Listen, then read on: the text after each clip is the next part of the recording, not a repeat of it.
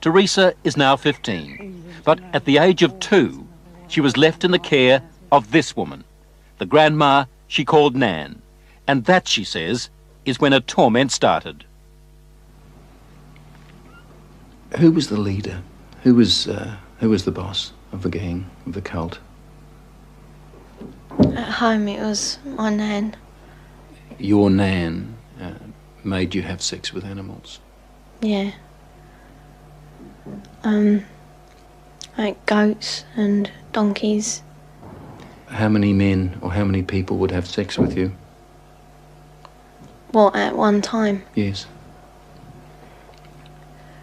About everyone who was there, which must have been about 20. You know, from 10 to 20 people. If it was a big ceremony, it used to be 30. What would your grandma be doing when these men were forcing themselves on you? Usually laughing. Or smiling.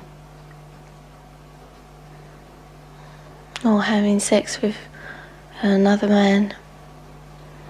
Or other men.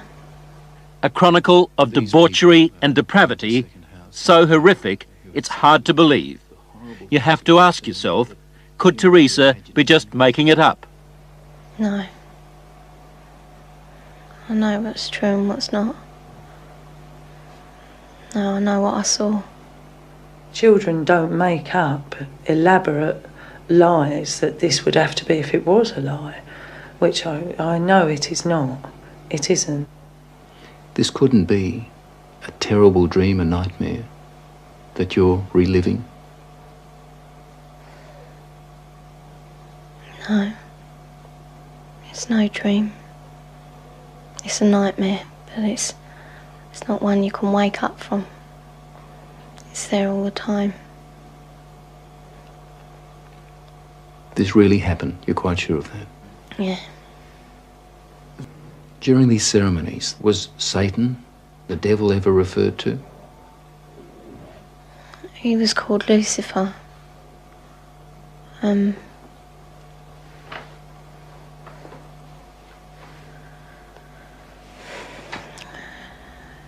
What did they say about the devil, about Lucifer?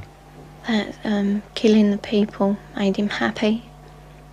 Sacrifices to please the devil.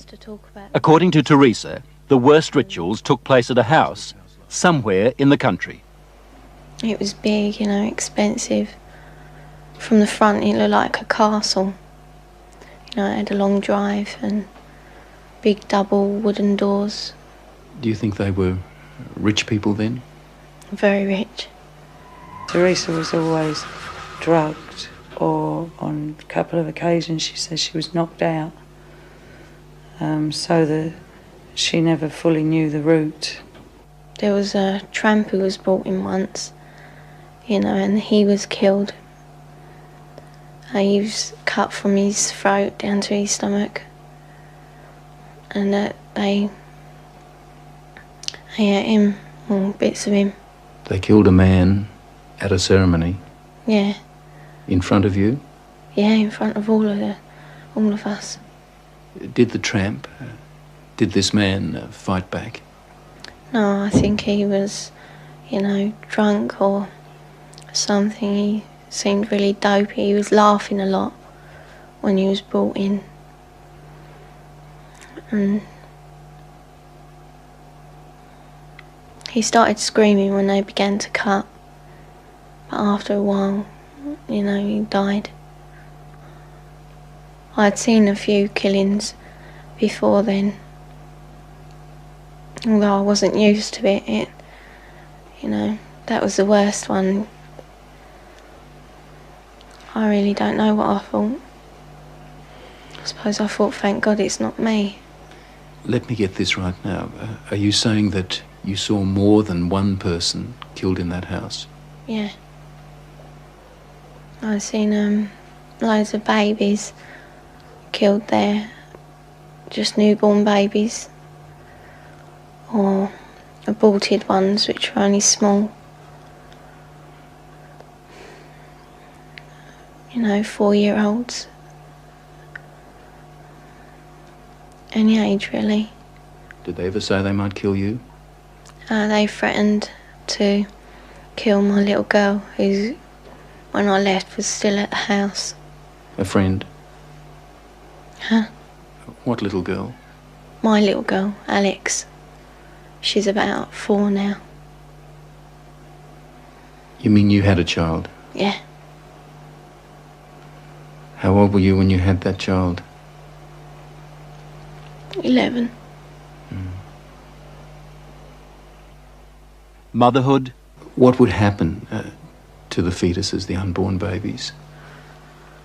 I used to be taken away most of the time, and one time the baby was taken out of me and then killed in front of me because it was still alive. And then, what would happen? Well, after they killed it, they would eat it. Well, we were also made to eat it. You were made to eat your own fetus? Yeah. Who made you do this? My nan. When Teresa was left to live with her grandmother, they might as well have handed her to the devil himself. Did you ever try to run away? You must have been frightened. A couple of times I did, but my uncle, he caught me and brought me back. Going to the police? Did that occur to you? No. No. I thought it was normal, you know, even though I didn't like it. She said to me it was something that everybody did, she thought, you know, like you don't like going to school or the dentist, you don't like going to the black masses. It was never any different. I didn't have nothing to compare it to. Then the Satanists had a problem. How did they get rid of the bodies? They had a tub, you know, pretty big, I don't know. A very big tub, and they used to put the bodies and bones in there. And then there was nothing left. Well, there didn't seem to be, but when they cleared it out, there used to be a sludge at the bottom. Teresa's story, her account, doesn't really surprise you. It doesn't surprise me in the light of satanic abuse, no. Do you get frustrated with people who just won't accept that these things do happen?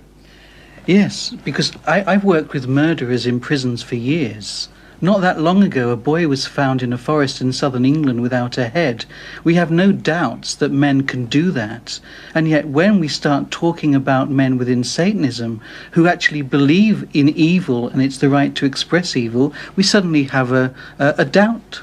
The police don't think Teresa made up a story.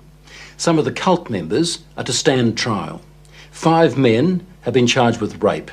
As for Nan, the grandmother, she's 61 and lives in this council flat in South London. She's charged on 7 counts of aiding and abetting rape and 2 counts of performing abortions on Teresa. I also witnessed a 9-day-old baby being slaughtered for human sacrifice. Audrey Harper. She spent 5 years in a satanic cult before she escaped. Why did they kill that baby? Why sacrifice a child? Satan likes pure sacrifice, and human sacrifice is better than animal sacrifice, so they are pleasing the master. Warlock, the master, just raped me. He's the high priest of the covenant. Married to the devil, is that what it meant? Yes, only, you know, there's no ceremony. But the act of unity completes my initiation ceremony. I now belong mind, body and soul to Satan. Married to the devil. A consistent pattern, it seems. Audrey when she was 22, Teresa when she was a little girl. They used to marry the kids to Lucifer.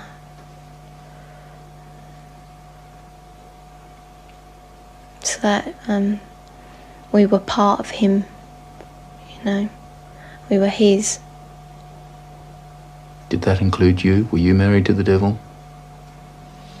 Yeah. We used to be, and it was just like a marriage in a church, but put different words, you know. What were you taught about Lucifer?